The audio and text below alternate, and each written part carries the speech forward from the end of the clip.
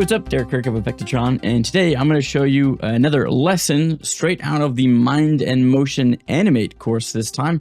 And this time we're going to go about how to create a wine product render, and we're going to cover the entire process, setting up the wine bottle, putting your label on there, adding little tiny imperfections and details to your materials for everything, setting up all the lights, setting up your camera, your mise en scène, adding the other elements to kind of complete the scene, and troubleshooting along the way a lot of things and working with the bare minimum, because a lot of times clients won't give you everything. So creating more complex textures without actually having all those texture maps provided for you. So really just dealing with what you got, and the best way to phrase it is like turning crap into chicken salad. That's what this guy I used to work with always said. He's like, Derek, you can turn, he was very country. Derek, you can turn crap into chicken salad. It didn't sound like that. He's older. But that's what we're learning today. And so we're going to cover the entire process and stuff, and to make this really cool wine glass render. And this is kind of fun thing. And this is just one of the product render lessons inside of the Mind and Motion Animate course. And again, buying the fundamentals course and the anime course right now, bundling them together will save. And then right now until the end of April 2025, use the code SPRING 2025 to save 20% more. So you get just for $200, you get over 100 plus lessons, and it's basically a $300 value that you're saving $100 on, and you get access to all the content forever and all future updates and everything. And I'm continually updating them and stuff. So it's been great. I love being able to see what everybody's been able to make and stuff. So I'm excited to help you learn and share that with you. So again, this is a lesson straight out of that. So if you like it, definitely check out the class. All right, we are going to make some nice product wine renders today. It's going to be pretty easy to do, actually, and it's really kind of, we're going to create the textures and stuff like that. I'll show you how to create a bottle real quick, but honestly, there's bottles already in there, so you don't really need to. But just in case you need to modify it, we'll go over and cover that as well. And then mostly, for the most part, it's really just kind of conceptual as far as like making sure your scene's not too busy. Because what I do is I pretty much just try a bunch of stuff and delete it all away, because I'm like, that's just too much. I don't need to do all that. Like, for example, I had this like wine spilling in, and I'm like, that's too much for this scene with what's going on in the background. I had a bunch of like plants and stuff back there as well. And really what I ended up doing was just using just one of my widgets as a background object.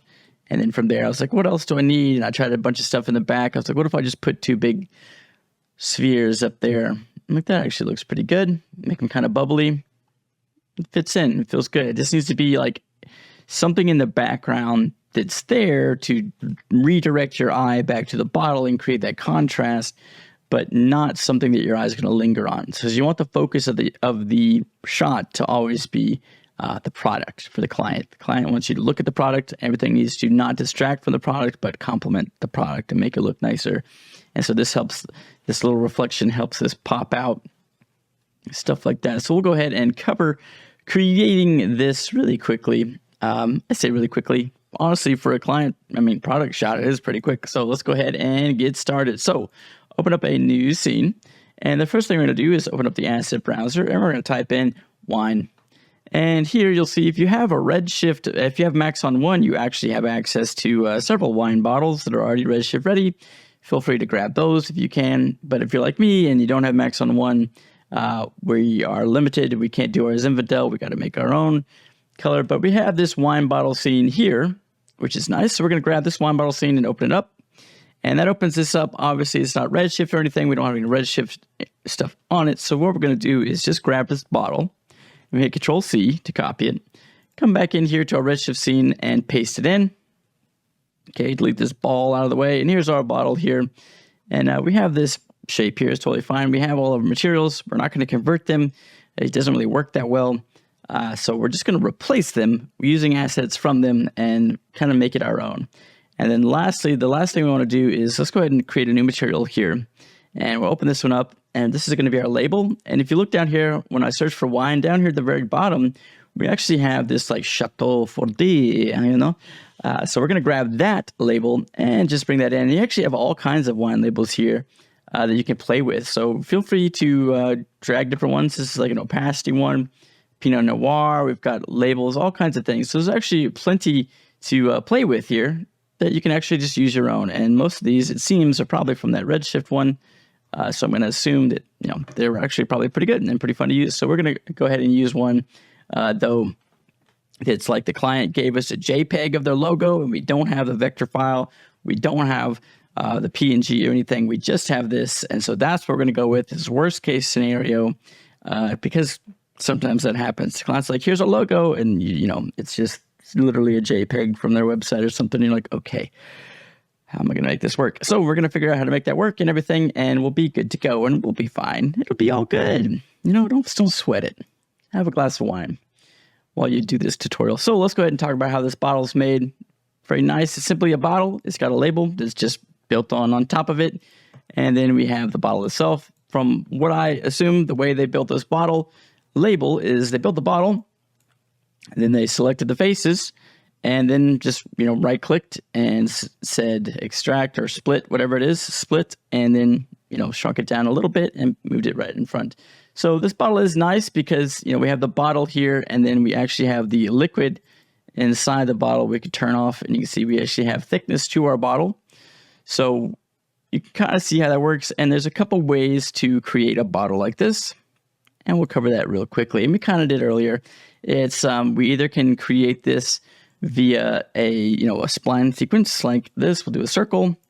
We'll say about 3 centimeters. Put that on the ground here, and obviously 3 centimeters is pretty small. 12, 10, whatever. And we're just going to grab our wine bottle and put it here for size reference, right next to that. Okay. And what we're going to do here is we'll grab this, put it on the ground here, and we'll say, I don't know what, 6 looks about right. So then we'll hit E, hold Control, pull that up to here, and then pull that up a little bit more, shrink it down like so, and maybe like halfway point, and then pull it up a little more, shrink it down, hit E, and bring it up. Then we come up a little more, and obviously this is just the bottleneck, and we're going to go hold Control, pull it up a little more, and then we can go just a tiny bit, hit T, make it bigger, hit E again, Control, and then once again, hit Control, pull, hit T, make it smaller, and then E, and pull it back up. And so now what we can do is create a loft, and take all these shapes and throw it inside that loft. Obviously I messed up here somewhere along the line, and I made this too small. So we're just going to fix that a little bit like so. There we go. So that's pretty close. It looks like we got offset somewhere along the way. So we're going to come in here to our coordinates, and our X coordinates should all pretty much be the same. There we go. And our Z coordinates should all be the same as well. There we go. So now we can take this and move this back up here. So now it's actually like even. And we're looking decent. And so we just need to come in here and mess with the subdivisions of this. Both the, we can do an organic form. We can do more of a linear interpolation, which might be nice if we do less subdivisions like so. And go around. And when you do less subdivisions and you do an interpolation like that, loop is another way we could do, which we don't want to do that. But basically, what we want to do is with this setup, we could then come in here and add a subdivision surface on this. And we need to go back into here to our original very first circle and hit E and make a copy of it down here at the bottom. And just to give us that kind of rounding at the base. But see how that creates more of a smoother curvature than the other way. And so now you would just come in here and adjust some of these circles, and you'll just need to come in and really just grab them where they are. It's hard to remember where they are. You can't really see them all the time, but you can kind of make it fatter if you want, shorter, whatever. You could delete one and see how it goes without it. Pull this down, pull it up, that kind of thing. And really just tweak it pretty well. And so, you could try to go a little wider earlier, and then maybe pull that top one down, and so you get more of a more of a rounder finish there.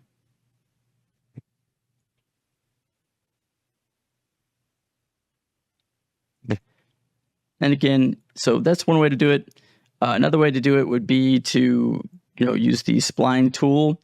Go to your side view here. We'll come over here out of the way, and we'll go to snapping, and make sure snapping is on, and we snap to the grid. All right, and we go to our spline tool, and we'll go in our front view here, so we can go click. Well, that didn't snap to anything, did it?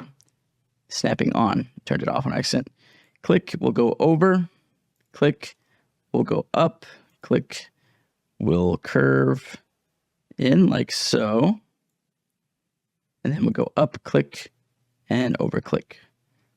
And then what we really want to do is come back in, go inside, click, click, click like that, and go down here, click, and click, and click. Okay, so we've made it sort of a round case.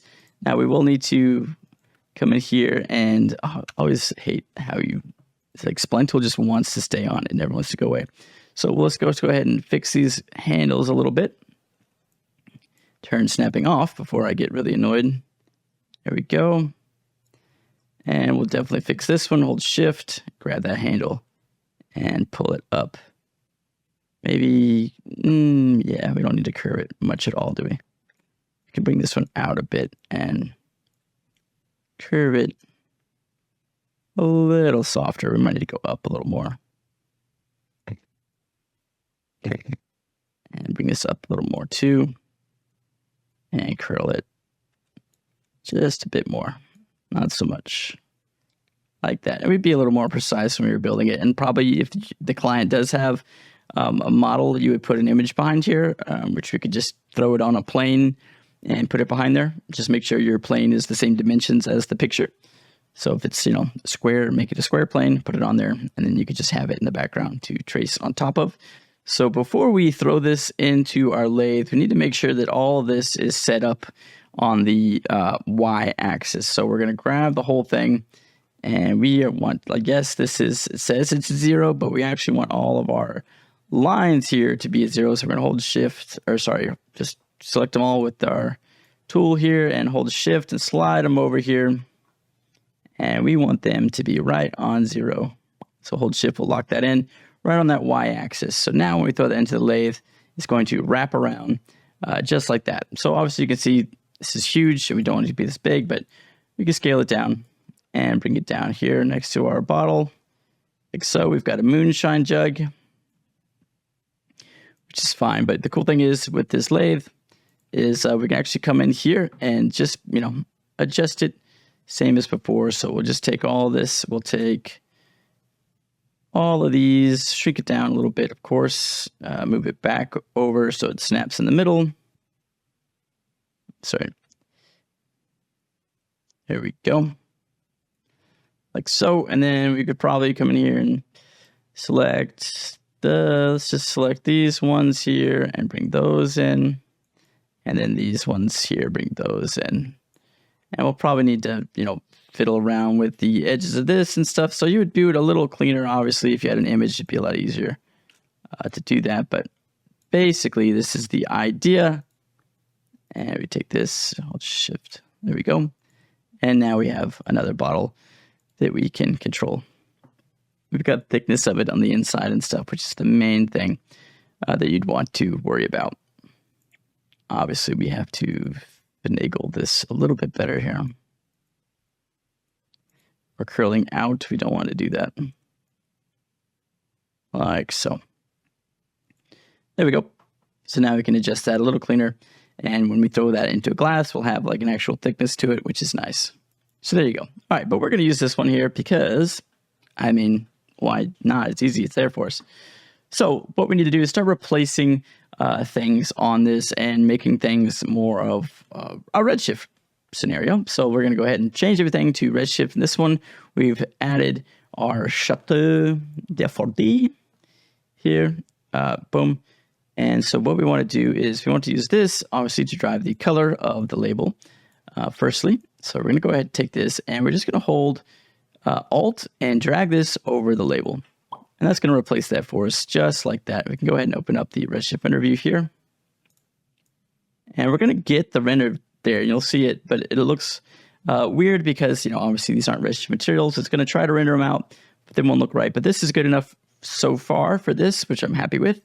Next thing we want to do, and if you do throw your logo on there and it's weird, what you want to do is you want to go in here to your texture material here. We'll go to the label here, and we're going to go over to our texture tag, and this is where you can adjust things and move it around if you're using the UVW mapping, right?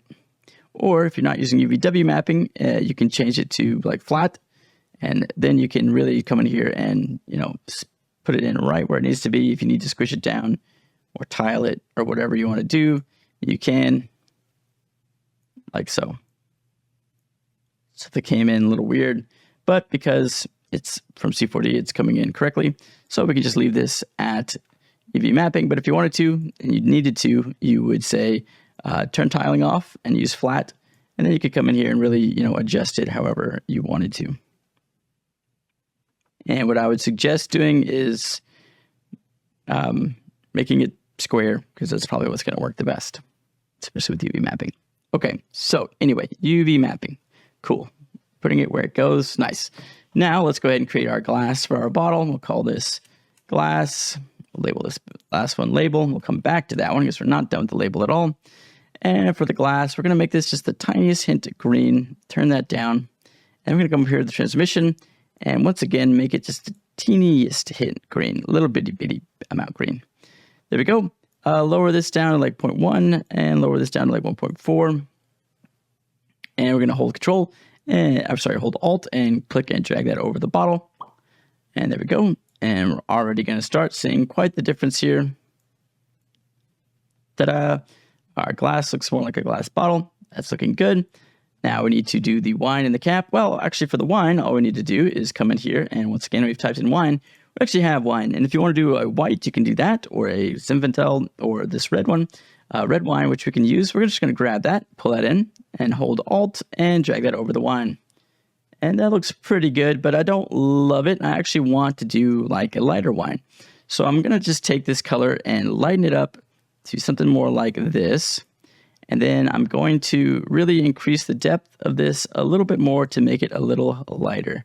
There we go. So we still have that transmission effect where it gets a little pinker the deeper it gets, but we're just going to increase the depth of that so it's a little more see-through and lighter, because that's kind of how that wine is. But that, instantly, we're looking good. Now we just got to do the cap, which the cap, pretty easy. Let's go ahead and open the cap and make sure there's no textures on there. Looks like there is a little bump map on the cap, and it seems to be designed out of a noise. So we can rebuild the noise, turbulence, just kind of take note of some of the attributes here. Is turbulence, the scale is 60, the color is gray. The diffusion is also the noise. Not too worried about that. Okay, perfect. So let's go ahead and create a new material, which is this one, which we're going to call the cap. And just click and drag that over there. Boop. Now we have this cap, and we're going to go ahead and go to our noise and just plug that into the bump map. And we'll go ahead and switch this to turbulence. We'll make this a little bit gray. And we'll come in here to the input, and to do 60%, we'd say like 0.6. And you can come in here and isolate this and see what that's going to look like. And I think we need to go smaller. We're going to go 0.1 and maybe even smaller, 0.05. I like that kind of look. So let's go ahead and look at that. And it looks like that should be pretty good. We'll come in here, make this cap, and we want this to be kind of a metallic kind of cap. So I want it to be, we're going to crank the metallicness of this up to 1, and we're going to play around with this a little bit. So I don't want it to be like super foily like that. So we're going to bring it back down a bit and up the roughness of it a bit and the IOR of it a bit. Because we want it to be a little dramatic, but not too much. I'm going to lower the bump intensity of this down to like 0.2. Because we want it to be noticeable that it's like on there, but we don't want it to be so distracting that it looks like it's like crumpled onto there. Not terrible. Let's make it a little bigger, 0.15. I don't want it to be so obvious. And once again, we're going to up the roughness a little bit more and lower the metalness down a tiny bit more. Because I want it to look like metallic plastic, or like kind of a wax coated, that thin little metally paper, that goes on there. There we go. So now we're getting a little too low. So we're going to say 0.5.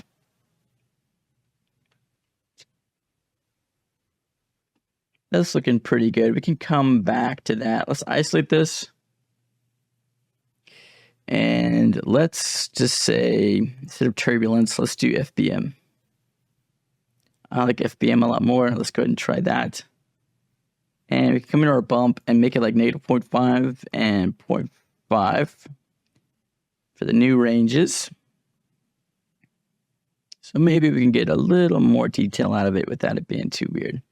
I think that's going to look good. Our smoothing is, our denoiser is smoothing it out a bit, but that looks pretty good. I think this is a little too, I think it needs to be a little more orange. Maybe a little more pink though still too, and a little lighter. It's just a little too dark.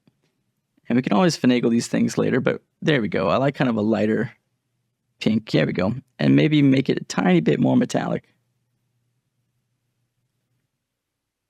There we go. That's looking pretty good. And obviously, you know, if you wanted to, you can make this black or whatever. We'll do like 0.5% black if you wanted to, but I don't think that looks good with this type of wine. You could do gold, something if you're doing like a lighter wine. That's obviously not gold. There we go. But I think a little pink seems pretty nice. Obviously, just look up reference images. I'm just kind of doing it off of memory. Because why would you look up reference images? You know, this looks fine. You could do silver. Might be kind of cool. It's not too bad. You could do white. But I do think the pink is going to be where it's at. Like so. Perfect. All right, cool. So now everything's looking pretty good so far. Let's go ahead and just grab our psych color down here, our white, and just kind of match that a little bit to our pink, just to kind of match everything to give it more of a pink cute vibe. Very nice. And we could try playing around with reflections. Don't worry about the backdrop just yet. We're just really worrying about the floor here. And one thing before we get too crazy into this, let's talk about maybe make it metallic as well. Maybe like a black. Would a black look nicer? That's kind of nice. Let's do like a pink though. I think the pink is fine, and metallic might work. I don't know. Metallic sometimes doesn't show shadows and stuff as well when you get to that stage. So let's just try. Let's turn off the metallic and leave it as this like just light pink. I like that. Okay, so one thing I want to do is before we get too into this, let's go ahead and change our output to be 1080 by 1920. So we're going to do it for like Instagram, like an Instagram ad, and that's going to allow us to frame everything up a little better. We are going to change our focal length to 85, so it's a little longer, and we can see our wine a little better. And now we don't have to worry about our background being cut off or anything like that. So far, so good. Very simple, very basic, and we have a pretty good result. Not too bad. We haven't even added any lighting yet. So let's go ahead and just tweak the lighting a little bit before we start messing with the label and stuff and our top here, which I think is going to need to be toned down just a bit. And our bottle is coming off just a little gold, and I want it to be a little more blue, I think. Yeah, and that's really it. It's just right here. Just a bit more blue. I think that's going to look nice. Nice. Okay. Very nice. Looks good. Okay. Save our wine tut. And what I want to do is open up, well, don't want to open up the label. No, let's go ahead and turn off this light here. And so now all we have is a dome light, and we'll go ahead and turn off our dome light as well, just so we can work with nothing, right? So we'll go ahead and add in a new area light, and go ahead and add a target tag and null. And let's go ahead and just embed this into here, and we'll close this. And we can work like this because we're doing a cool side-by-side. So that looks nice. Let's go ahead and grab this target and use the target tab and slap it down on the floor right in front of our light. Now we've got our light. Obviously need to turn that down, but we want to come back here and where is our light? We want to make sure we're on object tag, and we're just going to slide this in so it's not quite near as big. And we could do like a nice backlight like this to start with. Let's come in here and kind of offset it a little bit, maybe make it a little shorter. We're getting this nice rim here, but I kind of want a rim on both sides. So I almost want to go right behind the light, stretch it back out. So it's going to wrap around both these sides a little bit, but I'm going to make it tighter. So it's going to be a little more intense and a little more direct. So we're going to have to make it darker so it's not too much. We're going to pull it forward, and we want to pull it up a little bit more. So we really want it to be like right here on the rims, like so. So you can see in our side view where that is, and our side view here is probably easier. So let's take our target and just slide it up a bit. And now we've got this nice rim on the edge of our wine, which kind of separates that glass bottle out from the wine from our background, which is nice. So we've got this nice rim going on. I think that looks good for our backlight. So we can call this backlight. Bleh. And okay, so now we can go ahead and create a copy of this light. And we'll call this one our front light. I don't know. We don't have to label them, whatever you want. And we're going to grab this one and pull it over here. And we're going to go here. And we're going to make sure it's above the ground. And we're going to make this one thin-ish, like so. And we do want this one to be kind of sharp. So like pretty low spread. And we can always fatten it back out. And we want it to be a little here on the side. And I like this shadow is casting, and I like that you can see it right here. We can crank this up so you can really see it. And so what we want to do here with this is we have these nice reflections, but we want to make those longer for one. So we're going to stretch it out this way. And it's okay if it clips to the floor because it's off camera. So we have this nice curve of this light, but it looks kind of too sharp and unreal. So what we want to do is we want to type in Gobo and go down here, grab a max on Gobo, throw it on there. So that is just going to soften these edges because it has this like faded edge all the way around. It's just going to soften those edges up for us so we can actually increase the intensity of that back up and lower the spread back down. And that's going to sharpen it up a little bit more and make it a little bit brighter. But it's obviously too bright now because we're blasting out our wine. It looks good on the reflection, but we're blasting this out. So let's lower this down quite a bit, like so. So now we have this nice like balance of light coming in. We can maybe crank it up to like 5. It's not too bright here. We've got this nice rim light. And so now we just are kind of dark on this side. So we need to add in some light there as well. So let's go ahead and hold Control, click and drag, and this is going to be our side light, which I'll spell incorrectly. Gamer fingers. All right, so we're going to go ahead and drag this light over here, bring them up here, and we're going to make this one real thin, really, really thin, like so. And we want to do the same kind of thing where it creates kind of this stripe on the side. It's kind of a classic look. And we can increase the intensity of that up a lot if we want and really just pull it back further.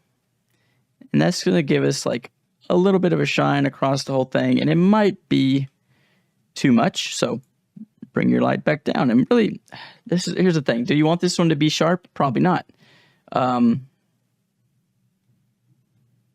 Yeah, we don't want it to be sharp. I changed my mind. We want this one to be more of the fill. So we have that Fresnel, which is kind of the spot, and this is going to be more of our fill. So what we want to do is we kind of want it to wrap around the bottle and be this nice soft light. And so what I want to do is lower that intensity back down a bunch after we increase that spread up quite a bit. There we go. And lower that down. And we want to still have that shadow from that light, but we want to fill in the rest of this. So we have kind of this nice soft fill in. So you can see even on a black background, we have this really nice bottle that stands out from the background. Now our floor, it kind of blends in a little bit, but we can fix that here in a bit. But overall, I'm quite happy with the way that everything's looking. I do want some more detail on this. And on top of that, I want to take our bottle and just rotate it a bit, just so our pull it back just a bit. We want our logo to be not perfectly center facing us. We want it to be a little offset because I'm going to add some texture on here that's going to make this look a little bit better. Okay, so go back into our textures, hit save, open up our label, and we'll come in here, pull this down. And I like working in this view. You can have plenty of room to render. Maybe I'll do this more often. No, I won't.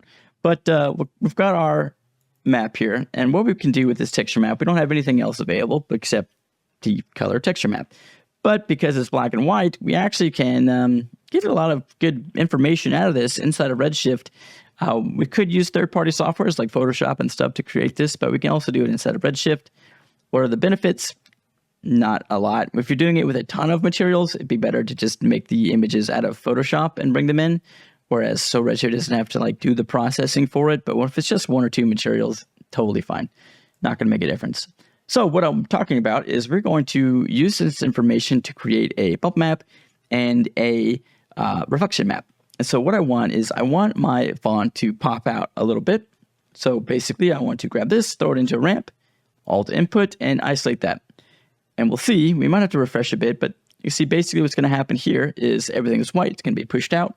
Everything that's black is going to be pulled in, or we can right click here and say invert gradient. And now it's going to clip that way. And we can kind of clip this in just a bit like that to make it pop a little bit more. Okay, so now we can take this, throw this on the bump map. And if we unsolo this, we should see we get a little bit of bump, but you can't really tell too much. And that's mainly because we haven't messed with our reflection roughness yet either. So for the reflection roughness, I kind of want the opposite. So I'm going to create another ramp. And I'm using ramps just because they're a very easy visual way, like I have before, of creating, grayscale images from images. So we're going to grab this one, plug it in here, Alt input, isolate that. Now for the roughness, I want it to be like this. I want the black to be just slightly gray because I want it to have some sheen but be more reflective, while I want the rest of it to be a lot more matte. So this is going to be matte, everything's white, and then our font is going to have a little bit of sheen to it. So we're going to grab that in the roughness, and now when we look at this, we should see a little bit of difference here. It should pop a little bit more. You can see it just a little bit more on there. It's not great, but it's not bad yet either. We can come in here and say -1 and 3 and see if that makes it pop a little bit more. Actually, yeah, that's not too bad. So it looks like we have that little highlight there where it looks like it's like printed on and has that thickness. And we're catching those highlights on the very edge of those, which is really, really nice. But I also want this to have kind of a texture feel, like it's paper. So I'm going to use a max on noise to create that, kind of like we did with the bottle at the top. So we're going to choose FBM like so. And what I want to do is come down here and let's say like maybe 0.5. Yeah, and I don't want it to be that dramatic. So I want it to be like 50% gray-ish. And we're going to take that and plug that into the bump. And right now we're going to lose our other, bump, of course, but we're going to see what this looks like. Cool. Okay. Great. That's like obviously too much. So how do we adjust that so that we can have a little bit of bump here from this paper, but not override it to the point where it's like that? Because I like the reflections when it's on this, right? So let's go ahead and combine these two inside of a color layer in order to create this look. So roughness map goes into the color, isolate this, take this ramp, bring that into the color here. And what we need to do is you can see what's going to happen here. So we'll need to refresh. It's been weird lately. Refresh that. You can see we have pretty much solely this second layer, right? Because it's set to normal, so it's going to override it. So we don't really want to fade that one in. So honestly, what I want to do is swap the two. I want to have 100% of this one no matter what. So I want to put this ramp into base color, and this noise ramp, I'm going to put this noise color, into the color layer 1. And the reason I'm doing that is because now I can adjust color layer 1 freely on top of that base layer, which I want to be there 100%. So what I could do is start lowering this down. And now we can see, we can just really just lower that down pretty low and just kind of get it where it's like kind of gray back there like that. And we could set it to, subtract, multiply, any kind of blending mode you want, but I think just lowering down the opacity might give us the result we need. So we'll go ahead and unsolo that, bring that out, and now we just kind of have a more natural paper look. And it may not be enough. Let's go ahead and go into our color layer and bump it back up a little more, see if we can start to see it. Because that's the thing with materials and photorealism is you want it to be noticeable, right? But you don't want it to be so noticeable. We might need to refresh, that it's distracting. Of course, nothing's going to happen. We're taking it back to our original, and we didn't actually hook it up. So this needs to go into our bump map. Now, we could do bump blenders and adjust the two together, but I think being able to just adjust one as the grayscale, I think is all we're going to need. So we should be able to create this nice papery wrinkle look, like so. So I was saying if you wanted to do a bump blender with two different bump maps and drive them both as a bump map, rather than doing that, we're just combining into one texture that goes into our bump. So that's really all we've done. And maybe we can tweak this. Maybe we can stretch out the scale of it and make it a little more like kind of that kind of paper. And let's just isolate this so we can see it a little better. And we're going to make it a little bit darker so we can see those lines a bit more. I think that looks pretty bad. We're going to go ahead and stretch this one out too. There we go. I want it to be like that, but I want it to be pretty small. So 0.1 in the Y. There we go. I want it to have kind of like this printed, rolled out kind of vibe. So we'll go ahead and take a look at that. Okay. Now refresh that. So I don't love that. Bring the white down to gray, which will make it less intense. Just remember, white will make it more intense. Gray and black will make it less. So somewhere just above 50% is going to make it pop out. That's not terrible, which is not really what you want to say about it. So maybe we just don't stretch it out. Maybe the stretch was not a good call. And we go back to 111 and increase the scale of this up to 2. Or maybe we go back down. Let's just take another look at this. And I'm trying to figure out the best way to make this look subtly noisy. 0.05. That might work. That might look more like paper. Yeah. What if I make this like 3 and 3? It's like I stretch it out a little bit. I think that's going to look nice. Okay, refresh. Boom.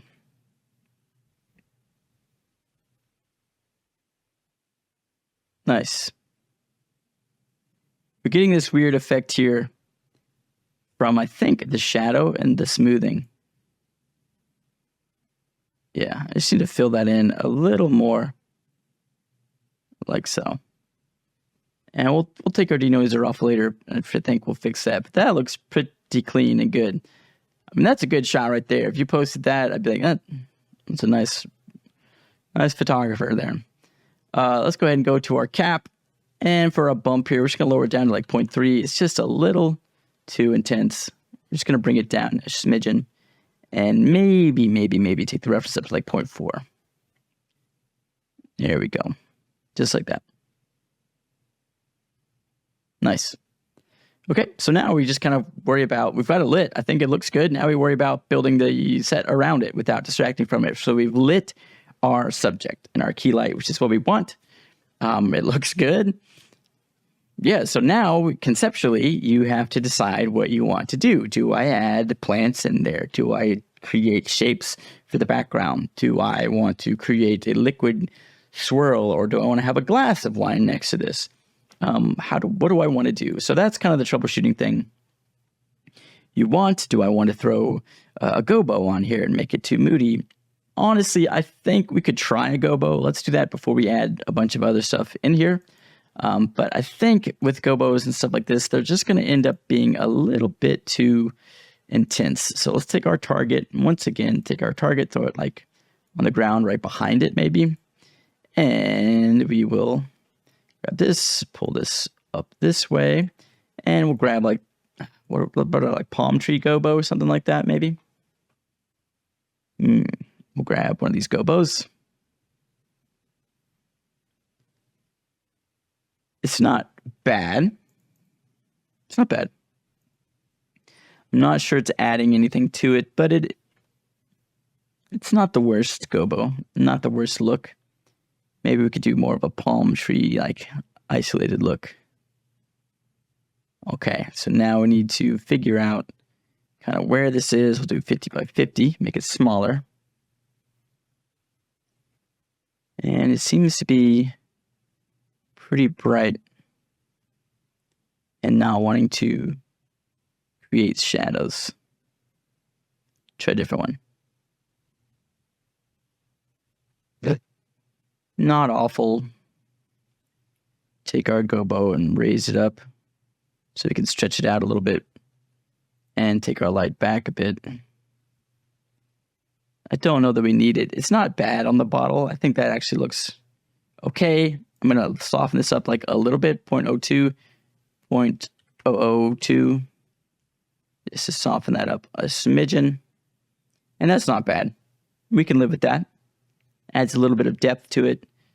Okay, we've got a gobo on there. Now, do we want to take this front light off and just have that gobo do it? That's too dramatic now, right?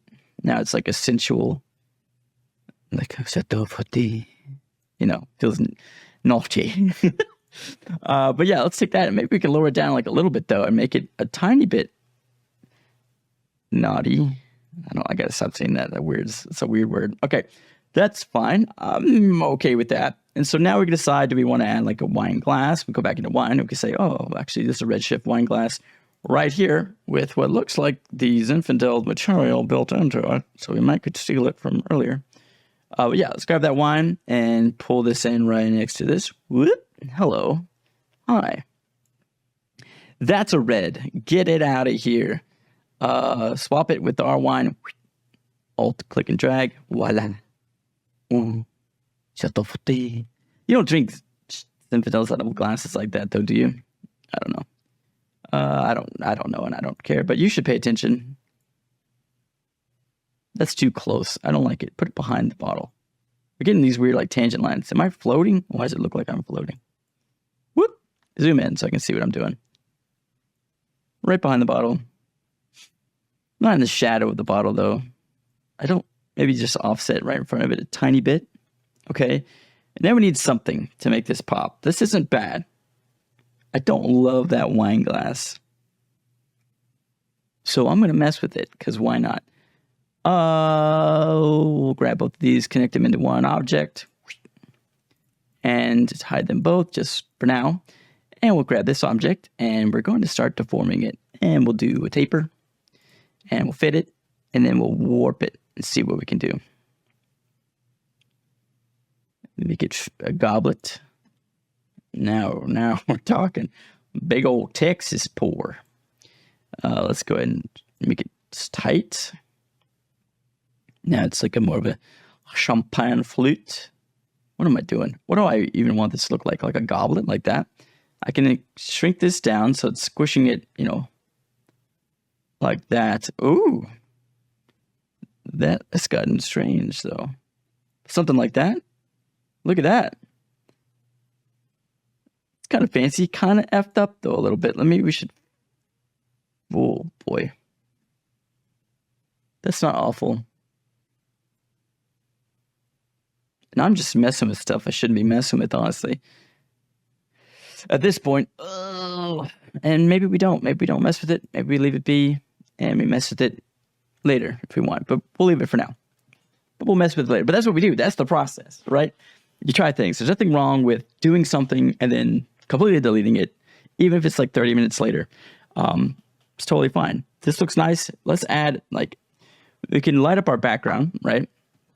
Grab our area light, and ta-da, our background's lit. But we're going to pull this back, and we're going to light up our background, and we're going to light it up separately, like we do, like it's a studio. So we have this big light, rotate it, and then we're just going to make it big so it kind of spills across our whole scene. We can do it like that, right? So it's like this big infinite floor. Super bright, way too bright, turn it down. And, you know, that's okay. We've got quite a distance in between the two. So we'd have to bring it back a little bit and or pull our entire floor closer, which we definitely could. Not to the point where it curves, obviously. And grab this and then pull this back so it's more on the fold there. And lighten it up quite a bit. Now, what I think we should do, that's pretty, is tighten this up like so. Tighten the spread of it up and then rotate it a bit more so we kind of create this, like, tighten it up until the point where we have like this, like a spotlight like that. I think that's going to be nice and dramatic. And we're really going to look at it from this angle and pull it down like so. So we want it to, like, kind of come close to our wine, but not quite, right? So we're going to slide it open and over. And we'll be a little behind our wine like that. And spread it out a bit more. And then rotate it a bit more like so. And then what we can do is spread it out just a smidgen more. And then at the same time, make it a little tighter so we can kind of keep that same kind of feather, but without the drastic of a line. So then we'll lighten it back up, shrink it back down, 8, 4. Want to be a little tighter like that, yeah. So 0.2 here, and then maybe 20 like so. And we can also bring it closer if we want, really. Or further away to make it less sharp, which might be better. Yeah, and we're just kind of looking to create a little bit of we have that nice popping from our backlight and stuff, but we want to create the look of a nice, you know, backlit scene and stuff like that. So maybe we brighten it up even more. We'll see. It might be too much. I think it was fine when it was pretty bright. It is kind of off center. So I'm going to pull it over till it's a little more center. There we go. And that looks nice, right? Okay, so now you start thinking, am I done? Or do I need to add a texture on this? Or do I need to add depth of field? Or do I need to add some sort of background element or something? And that's totally up to you. And so what I would say is, if you're going to try background elements, first try something really overly complicated that you think is going to be too much. Like something from Quixel Bridge. Like flowers or plants or something that you think, well, maybe palms or something would look nice. So we'll try it, you know. Go ahead and try it. It doesn't hurt anything to try, except time, obviously. But let's go ahead and grab these palms, export them out. Okay, so first thing I would say is save it. Save it so you have an instance of it that's saved before you mess it up with a bunch of stuff you're going to add in there. We'll select all these, we'll use our place tool, and we'll plop them down right here. And you're going to see they're gigantic, so let's go ahead and scale them down and place them back here. Oh, we're scaling our light as well. I didn't mean to do that. Undo. Grab just our plants here. Scale them down. And let's go ahead and drag them in up here by our plant. And scale them back up. And maybe over. And so now we can try and play around with, like, what if we put this in the front? A little get dirty with it, as the videographers would say. Always you put something in the front of the lens a little bit. It's hard to tell here what it's going to look like here. That's not awful. It's not great either. But let's go ahead and grab all these, turn this on, turn on geometry, and turn that on, just so it should smooth out these leaves a little bit more. Let's turn the displacement off. We don't even need that. Look, it's just freaking it out. But I do want to enable this displacement subsurface tessellation a little bit more. And it may or may not be linked to that. It might be its own thing. So here's the thought process behind putting it kind of in front of the camera a little bit. Because what we can do now is, yes, this looks a little weird, and we can pull it up a bit. Too far. Zoom in. We don't want to be distracting, right? Right now it's just a little too much because this one comes all the way in. So maybe we rotate it till we find something that's maybe sticks out a little less far. Like so. Let's see. Refresh. Maybe we need to turn the geometry off for the sake of render time right now. And this is why we save. It's thinking about crashing. Okay, so we last saved. It did crash, but we last saved with it back here in the background. We want to make sure geometry tessellation is off because I think that's what crashed it. I had it cranked up a little too high. We'll go ahead and shrink this back down and get back to where we were real quick, okay? So we were just rotating this around to try to get it to be in the shot, but not distracting. So let's do something like that. We can select these. There's 4 different plants here. So if there's one we don't like as much, we can move it out of the way a little bit, like pull it back like so, or we may not need to, we'll see.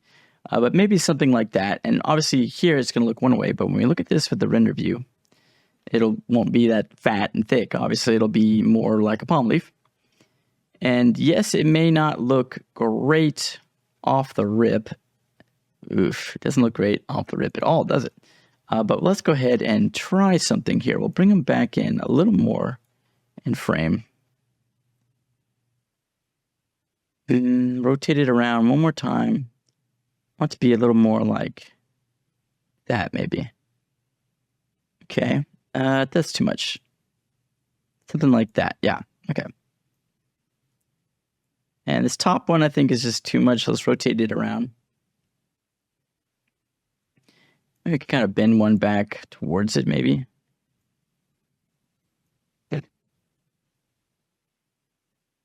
Let's not worry about that just yet. I want to peek in up there at the top. Okay, so with this setup like this, which I'm not going to keep, but just for example, you can do things like this in the foreground where then you could take our camera and go to optical and turn on bokeh, right? And this is where bokeh really comes into play. So then you click your label. And when you have that really shallow depth of field, and this isn't working, so we're going to click to focus, click on that label right there. And so now our ugly leaves don't quite look as ugly. So now you can see our ugly leaves actually don't look quite as ugly when they're blurred out, right? They actually kind of work. So maybe we can try and salvage this a little bit, but maybe not on this side of the scene. Maybe it would go better on this side because that's kind of where we're getting that bokeh light. So yeah, something like that. We pull it over here to the side like that. Maybe we make this big leaf. We make this come over here. That's too much. I like that. I want to copy this and rotate it because I want a different leaf to stretch in a little further back, like kind of up here, right? So we're going to hit W, pull it up, and we're not worrying about like physics or reality or anything like that. We don't want to clip in there. We just want it to frame up in there a little bit. And up a little more, back a little more, maybe make it closer. And down. And maybe we rotate it just a bit more like so. I don't hate that. Maybe it needs to be on both sides a little bit though. And this is more where composition and like being good at design comes into handy, which I'm not the best at, but I don't want things to overlap at these hard points. I definitely don't want to cover up the logo of the product. I if anything, I want to create kind of a window that allows you to see it. So maybe that's nice. Yeah. And we could always throw something in the background if we wanted to, or if you want, you can just use one of my widgets, and throw that behind it maybe. Let's save again. I do like that depth of field with the palm trees. I think that adds a little layer of depth. Obviously, it adds these nice shadows on there as well, which I like. We can throw an astronaut in there. This out of this wine is out of this world. Okay. Let's see. Fun shapes, widgets. Maybe just something like this. Like that. I don't know. We'll throw it in there. Throw it in there. Bring it in. Oh, God. What have I done? I didn't grab my widget, apparently. Grab this widget. Toss it in. Toss me. I'll bring that in and scale it up. And bring it up. And let's go ahead and copy our psych floor here. Put it on our widget. And what I want to do with this widget is rotate it. Whoop. Like so. 90 degrees. And it is behind our product, which I think looks nice. Maybe scale it up. It's not bad. I don't hate this. It's kind of nice. It's symmetrical there. But what I do want to do is I want to make it a little darker pink. And I want to take the subsurface. I'm going to grab this pink, take it into the subsurface, and scale it up. And I want this bit to be kind of a darker teal, right? Because that's going to make it come out pinkish. Or maybe it'll come out blue, which might look nice too. But yeah. So now I've added like an element, and maybe we take this widget and rather than being vertical, excuse me, I keep hitting R while I'm on this. Vertical, we rotate it to kind of draw our eye back down to the wine label once again, like so. And now I've clicked off. Focus has gone all wacky. There we go. I want to make sure I'm focused on that. And we could play around with this. We don't want this to be distractingly different.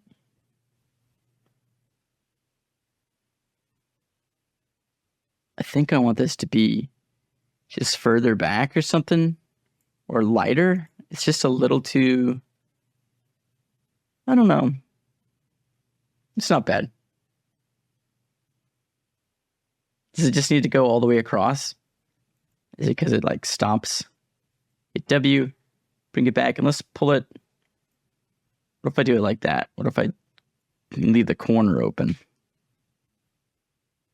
No, definitely not. If I just make it bigger so it clips through the floor like that. I don't like that it lines up with that, so we're going to pull it back again. Pull it back again. So I just don't want it to line up with that, but I like the fact that it's catching these shadows. But now it's a little too out of focus, I feel like.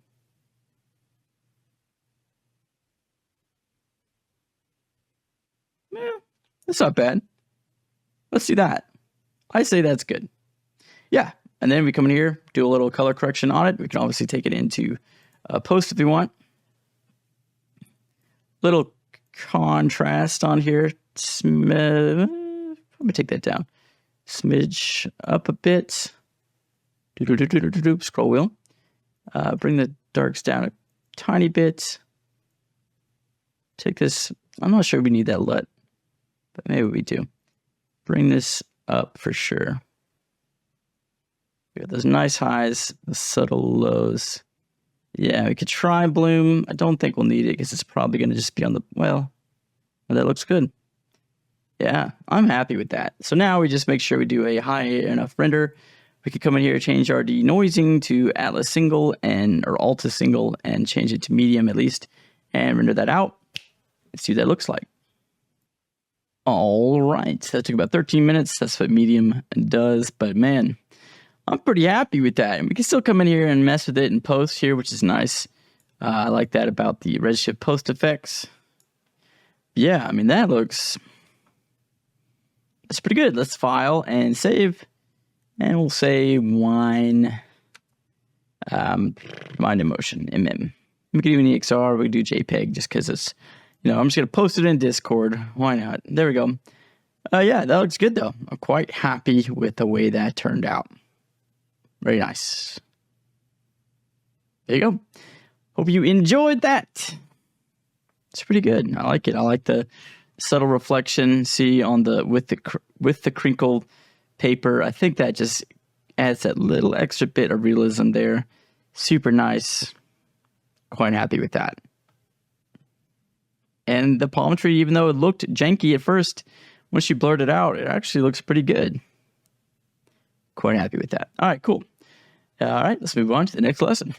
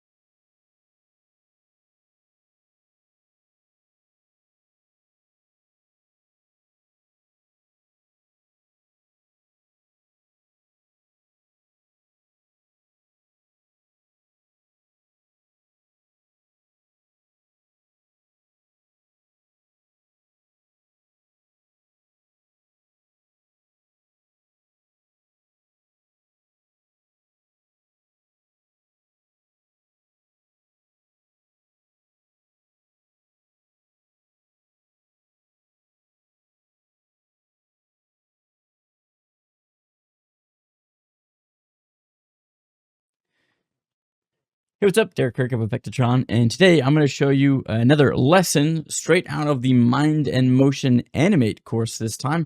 And this time we're going to go about how to create a wine product render. And we're going to cover the entire process, setting up the wine bottle, putting your label on there, adding little tiny imperfections and details to your materials for everything, setting up all the lights, setting up your camera, your mise en scène, adding the other elements to kind of complete the scene, and troubleshooting along the way a lot of things and working with the bare minimum, because a lot of times clients won't give you everything.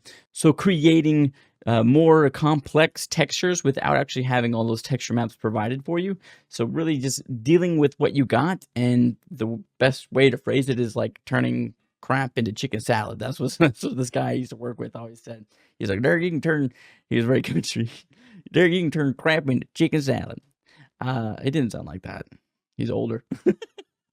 But that's what we're learning today. And so we're going to cover the entire process and stuff, and to make this really cool wine glass render. And this is kind of fun thing. And this is just one of the product render lessons inside of the Mind and Motion Anime course. And again, buying the fundamentals course and the anime course right now, bundling them together will save. And then right now until the end of April 2025. Use the code SPRING 2025 to save 20% more. So you get just for $200, you get over 100 plus lessons, and it's basically a $300 value that you're saving $100 on, and you get access to all the content forever and all future updates and everything. And I'm continually updating them and stuff. So it's been great. I love being able to see what everybody's been able to make and stuff. So I'm excited to help you learn and share that with you. So again, this is a lesson straight out of that. So if you like it, definitely check out the class.